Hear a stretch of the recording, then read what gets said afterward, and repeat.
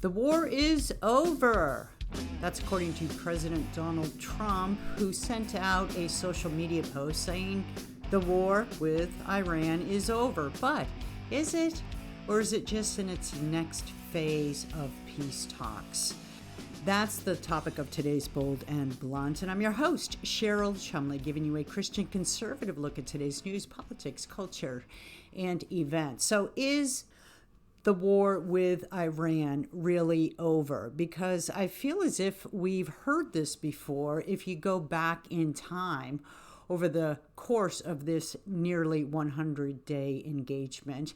We have been told by the media, by the White House, by certain players who are in the know of military operations that the war is over, that America's won, that Iran has been defeated, and that specifically the Strait of Hormuz is due to open, and Iran won't be getting any nuclear weapons because that's been part of the agreed upon discussions, that military operations are coming to an end and in fact have come to an end. But it seems like every time there is a peace deal announced, war breaks out anew. And then you have to consider that America is basically making peace negotiations on behalf of Israel. In a way, America is sort of telling Israel what to do to lay down arms against its longtime Iranian proxy enemy, the terror group Hezbollah. So what's going on there in Israel? Hezbollah has been attacking Israel for, a long time, and Israel fires back in defense and takes military maneuvers to defend its citizens from Hezbollah terror attacks, which the terrorists, of course, are working on behalf of Iran. And then the world sits up and condemns Israel for attacking the poor Lebanese people. Well, that's their war. And for America to make a peace agreement with Iran that includes a stipulation that the peace deal only goes forward if Israel stops attacking Hezbollah and Hezbollah stops attacking Israel, then that's how the peace deal will be formed and signed. It just doesn't seem right that America can force Israel into accepting terms of an agreement that it doesn't really have a party in making. So that's one of the problems going on here. Another problem is, can you trust Iran, right? Just because Iran says that they're coming to the table and they've agreed to sign a peace deal, does that necessarily mean that they are signing a peace deal? Well, according to President Trump, the war ended over the weekend and a peace deal was signed. But then on Monday, the peace deal was actually signed in France. If you look at some of the reporting from overseas, President Trump took off from the White House, where we had a fabulous weekend, pro-America set of events taking place. And he met with President Emmanuel Macron and said, quote, "The deal's all signed," end quote. And he specified that the Strait of Hormuz was partially cleared of mines, right? And is set to reopen, and here's the word he used, completely by Friday when the deal is finally signed. So is the deal signed or is the deal not signed? It's very confusing what's going on. We don't know exactly what and when a peace deal was signed, and if this peace deal is in fact being signed or was signed or is about to be signed as we speak, what exactly is in it? So Trump also said that the deal's all signed, his words, and that Vice President J.D. Vance and the Iranian parliamentary speaker actually signed the agreement yesterday, meaning Sunday. So it's signed, it's not signed. What are the specifics? We haven't seen copies of the actual signed agreements. There are other headlines out there that are saying that the peace deal is really more of a ceasefire deal to open the doors for further peace talks to continue for the next 60 days. So it's sort of a period of time where all parties concerned agree to lay down arms and stop military actions against each other as a way of coming to the table to hash out the specifics of a peace deal. Well, I thought that's what we already had. I thought we've been having this peace deal where we're supposed to lay down arms and cease fire. And then Iran shot down America's drone, Apache helicopter. And then America, of course, responded with their own military operations. And then meanwhile, Hezbollah has been firing at Israel, and Israel has been responding in kind against the terror group that, by the way, has a goal of wiping Israel and all Jewish people off the face of the map and out of existence. And when Israel responded, though, President Trump was highly critical of Israel's response and came out with some harsh words for Prime Minister Benjamin Netanyahu. So really, let's look at this. Let's step back and look at this and ask, what the heck is going on? Is there a peace deal or is there not a peace deal? And if there is a peace deal, at what time do certain provisions that Iran is claiming as wins in the peace deal take place? For instance, the freeing of portions or all of the $24 billion in assets that have been frozen that Iran can't tap right now. Will those be released immediately at a midway point in the peace deal, if it is in fact a peace deal, at the midway point in the 60-day period where the peace deal is going to be hashed out, or at the end when Iran completely cooperates with all the terms of the peace deal, which we don't know what they are yet because we haven't seen copies of any peace deal, and we don't know if, in fact, they've been agreed to or signed by all parties. See how confusing this gets, right?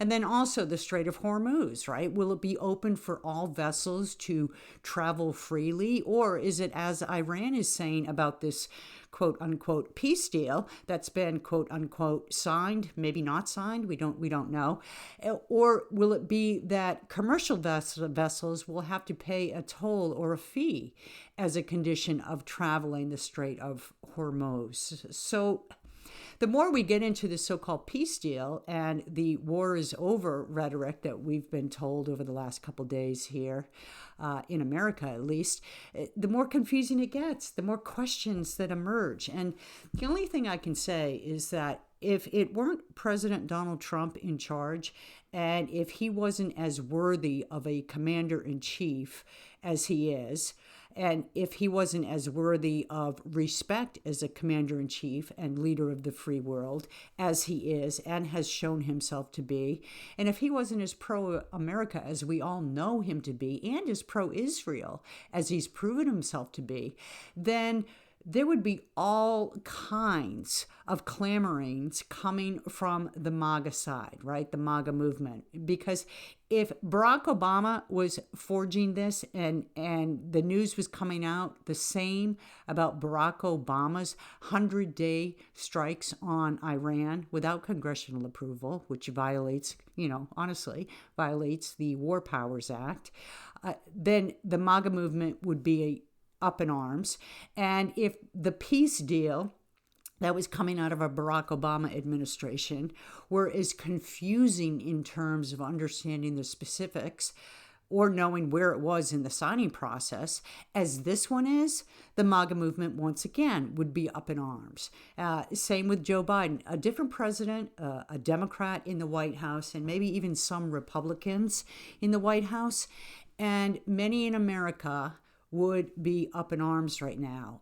But Trump gets a pass on a lot of this because he's a proven leader. He's proven pro-America. He's proven his love for Israel. He's proven that, the whole art of the deal, you never really know for sure where he completely stands on an issue and where he's leading, right? And that's part of the strategy. That's part of the strategic deal making. And when foreign affairs get involved, right, when it's a matter of foreign affairs, geopolitics, and all that, then you have to deal with all this cloak and dagger stuff. What's being put out in the public by way of presenting an appearance versus what is truth behind closed doors. And then what may be truth behind closed door A meeting with closed door B may not be the same truth that is discussed between closed door A and closed door C. So you get all this sort of cloak and dagger uncertainty when you're dealing with foreign affairs, international affairs, geopolitics, and peace deals anyhow.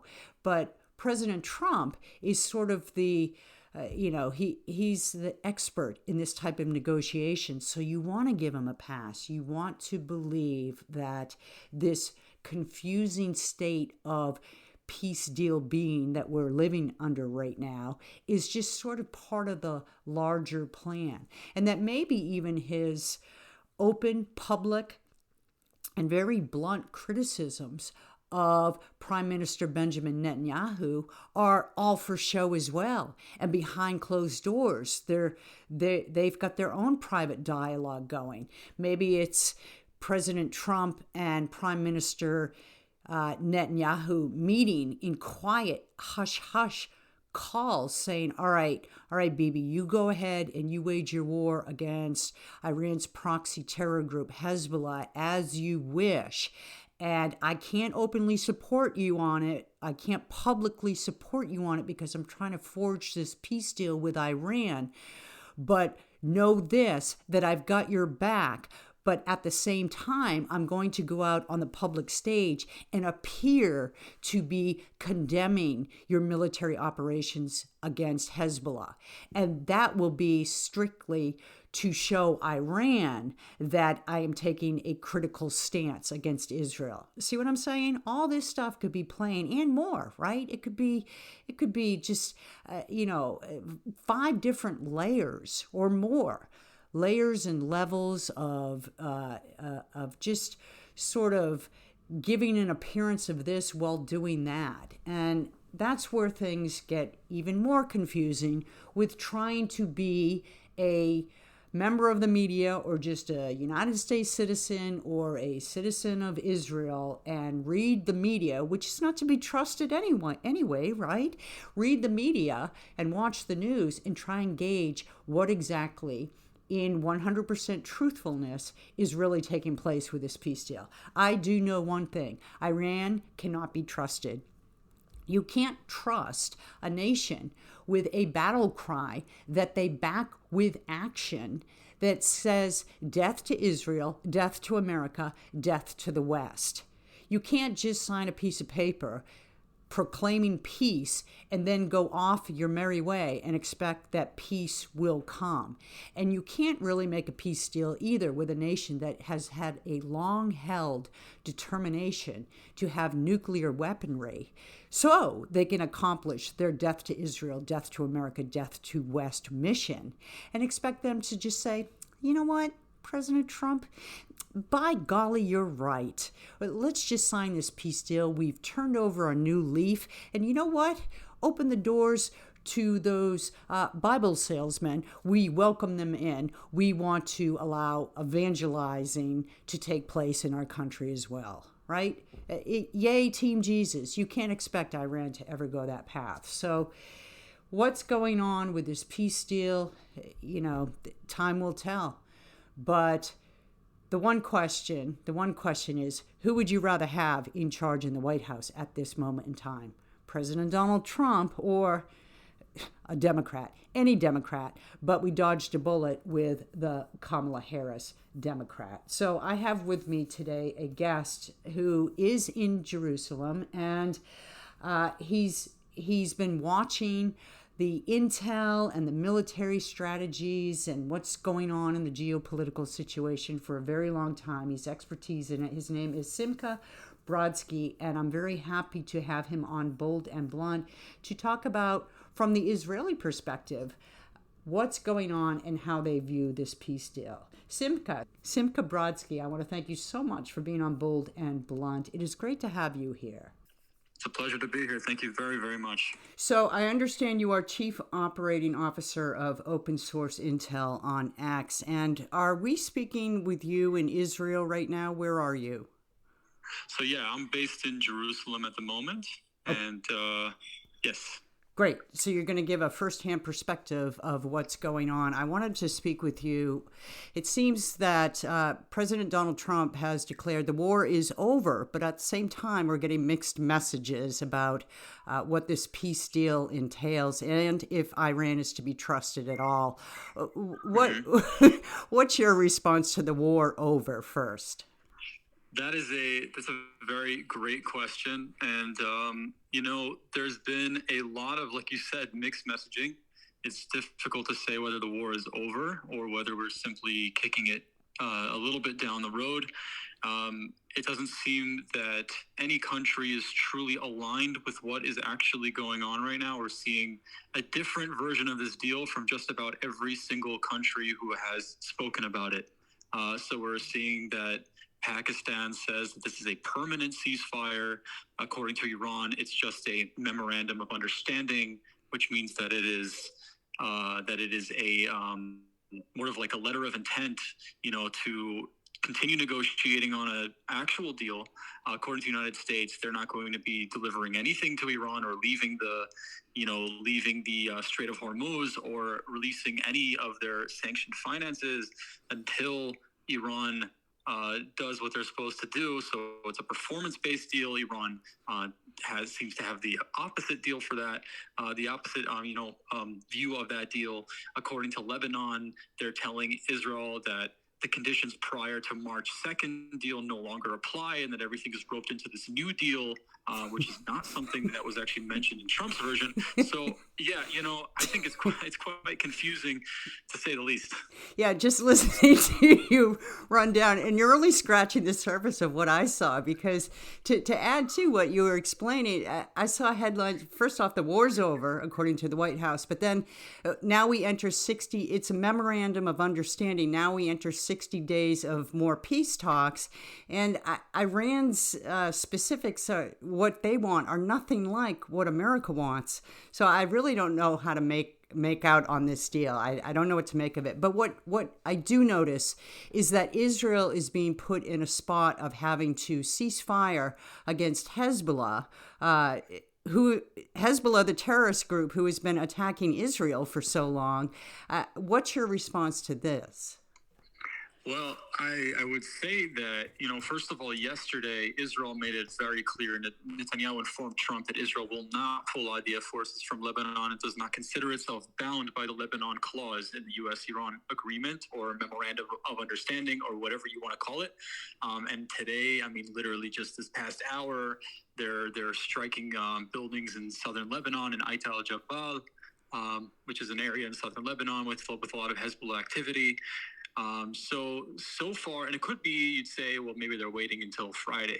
Maybe they're waiting until the agreement is signed in Switzerland to actually go ahead and execute on their end of what they were sort of forced into in this ceasefire agreement or MOU or whatever you'd want to call it. But I don't. First of all, nobody in Israel on the government level is happy with this deal. I think that much is very clear. Whether that's justified or not is just a difference of priorities, between the U.S. and the Israeli administration. For example, Netanyahu's got his own elections coming up. He has to worry about his own constituents within his own country, not just kind of play Trump's frame of the game or Iran's. And they're dealing with thousands of citizens who are living under serious pressure up in the north that, also need to be dealt with. And, so it's a very tricky spot to be in. And I think Israel so far has done a very good job. They did not strike back. Last time Trump told Netanyahu not to hit back, they didn't. And I think that was you can call it a very mature decision, even though it was against what anybody in Israel wanted. They still did it so that Trump could get this deal across, which I think is a very nice move on Netanyahu's behalf. But we'll have to see, we'll have to see what actually happens moving forward. So I notice how the media either paints Israel as the aggressor against Lebanon or puts Israel sort of on this moral equivalency with Lebanon, with Hezbollah. And I wonder if you could sort of clarify the history between Israel and Lebanon? So, yeah, I mean, the history, so it's an important distinction. The history between Israel and Lebanon is different than the history between Israel and Hezbollah because they are two different groups. Now, they are very much intertwined, and the general understanding between Israel and Lebanon was that Lebanon, because they want sovereignty, they declared it themselves, was that Lebanon is supposed to disarm Hezbollah. And that just hasn't happened. They have not been successful in doing that. They're not a strong enough military to do that. They do have checkpoints set up between southern and the northern part of Lebanon to catch Hezbollah members, and they are trying. And more in recent months, they're trying a little bit more because they're starting to feel the pressure. But the general understanding is that Hezbollah is a terror organization, and the government has to agree with that because they're fighting for power with Hezbollah. So the government of Lebanon and Hezbollah themselves are, at odds with each other and fighting for power. So it's in a very interesting place where the Lebanese government does not really want much of a friendship with Israel, but at the same time, the enemy of my enemy is my friend. And right now we're seeing that kind of in at maximum volume, right now when it comes to Hezbollah. But Israel just sees it like, listen, you guys are a proxy of Iran, and Iran is funding you billions of dollars, and you are, you have this whole illegal drug trade of Captagon and everything happening in the south. You're making all this money, and you want to, on behalf of Iran, attack Israel. And we saw that, after October 7th, when Hezbollah decided that they were going to join the war unprovoked. And that's exactly what they did. They attacked first. So that's a very important thing to notice because, with this new deal, you see that Iran does not want to give up control of their proxies. They're always trying to pull the proxies out of the deal. They don't even want it on the table. The same thing with their ballistic missile program. And that's just something that they don't want to give up, So Hezbollah, as far as we're concerned, and as far as the Israeli administration is concerned, is just an extension of the octopus of Iran. And they're standing by that. They're saying they got to go. So don't you think Iran knows that when they try and make it part of the peace deal with America, that all fighting between Israel and Hezbollah must stop, must cease? Don't you think they know that Hezbollah isn't going to abide by that and therefore put Israel in this sort of no-win situation? Well, you would assume so, right? I think your guess is as good as mine on that one. How can we trust Hezbollah, which seems to be that, President Trump is asking Israel to very much trust Hezbollah. Now, Hezbollah right now is using this ceasefire, or whatever you'd call it, as a window of opportunity to somehow now go back on their March 2nd deal, which until Hezbollah mentioned anything, there was no mention of any type of rewriting of the deal that happened on March 2nd, meaning like there was supposed to be a ceasefire agreement. It didn't happen, but Hezbollah was supposed to, they were supposed to be disarmed. They're supposed to, there was a bunch of other conditions that I guess Hezbollah is using this as a springboard to not agree to anymore, because they're saying, well, that was the March 2nd deal. That's old now. Now we have a new memorandum of understanding, and it's brand new, and we have the opportunity now to reset terms. So it looks very bad. I mean, on the surface, you're looking at the deal and everyone's asking the same thing. Listen, I see a lot of people that are saying with, clearer heads, let's see the MOU. Let's wait till we actually see the details of the agreement. All we have is what the Iranian news agencies, the state news agencies have published. We don't know if it's confirmed. They seem to be very different conditions than what J.D. Vance has specified on Fox News yesterday and what's been spoken about in the administration. So there seems to be some dissonance between the two. So we really don't know. And I think we're all just like, please, please God, like, prove us wrong. Prove us wrong. Show us that there's something here that we don't know. Show us that we're missing something. Show us that there's an ace up the sleeve somewhere that someone's got, ready to whip out that makes this to be any better of a deal than it looks to be on the surface. So last time I was in Israel, there were banners of President Trump alongside Benjamin Netanyahu everywhere. And, by all accounts, 100% of Israel, aside from the ones who don't like Bibi, were in favor of President Trump. happy that he was president of America. But it seems to me, if I'm a Jewish individual living in Israel, I would be very upset with President Trump getting angry with Israel defending itself against Hezbollah. Is there some sort of upset going on with the Israeli people right now against Donald Trump?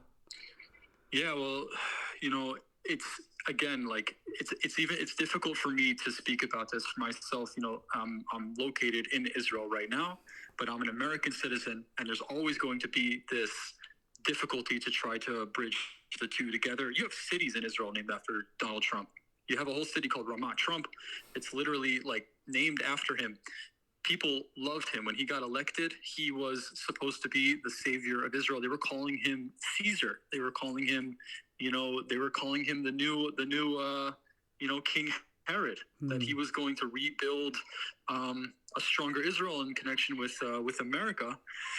And now, first of all, just from the top down, the administration's not happy.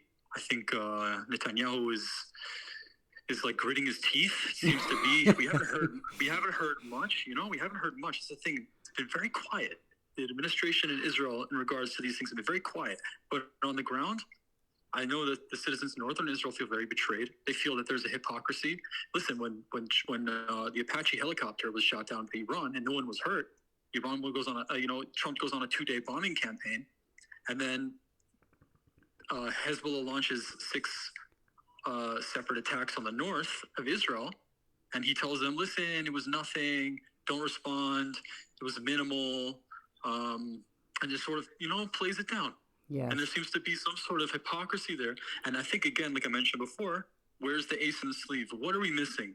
President Trump, tell us, what are we missing here that you see that we don't see that somehow makes this whole thing okay? And I think people are really holding on to this little last bit of hope, hoping that there's something more than what meets the eye.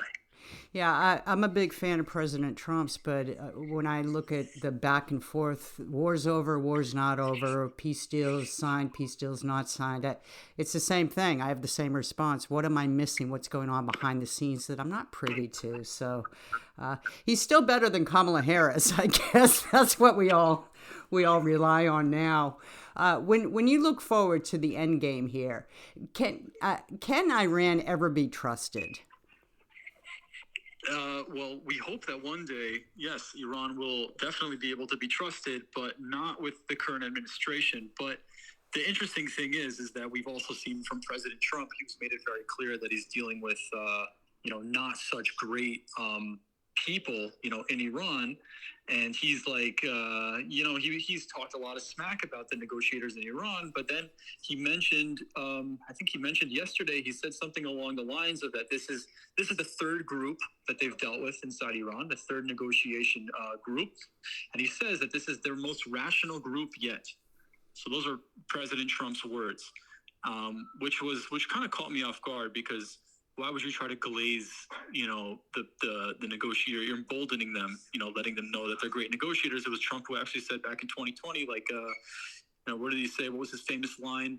Iran has never won a war, but they've never lost a deal. They've never something along those lines. I can't remember the exact verbiage, but it seems to be that there's something going on. There's something.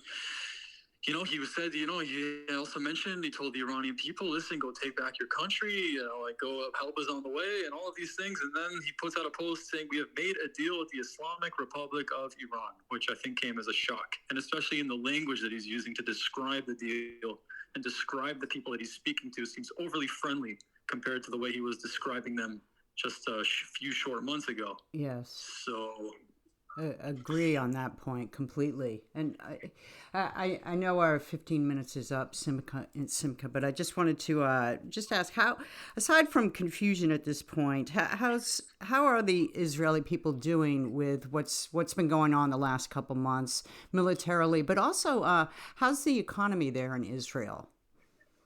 Well, first of all, people are living their life, right, taking the kids to school, going to work. You guys always do that. Yeah, it's still one of the top-rated, happiest places in the world. The shekel is super strong. The entire world is betting on the Israeli economy like never before, and it's getting to a point where they're actually starting to have to make some moves to try to lower the value of the shekel because it's gotten so strong. So economically, it's great for Israel facing the rest of the world. But, inside the country, life goes on. What are people supposed to do? People in the north keep living. They keep running to their shelters. They're going to work. School gets canceled. School's back on. Kids are home. Kids are back in school. Nobody knows what's going to happen the next day. The regulations are constantly changing. The home front command status is constantly changing. But I think there's no people on earth that have lived under this style warfare for longer and with more grace than anybody than the Israeli people. You could say what you want about Israeli people, agree, disagree, like Netanyahu, hate Netanyahu, whatever it is, say what you want about Israel, but there's nobody that's more connected and living inside a war zone than with the amount of normalcy, I would say, than Israel. Yeah, that's why whenever people talk about Israel, the word resilient always comes to mind. It always comes up in conversation sooner or later. Simcha Brodsky, I want to thank you so much for taking the time from Jerusalem to speak with me on Bold and Blunt. Appreciate it. Yeah, it's been an absolute pleasure. Thank you so much for having me on. Thank you. And that's another Bold and Blunt. Remember, if you like Bold and Blunt, you may get Bold and Blunt at edify.app, at Real Life Network, at WashingtonTimes.com, and of course, wherever podcasts are available. Tune in next time. In the meanwhile, don't forget, stay blunt, stay bold.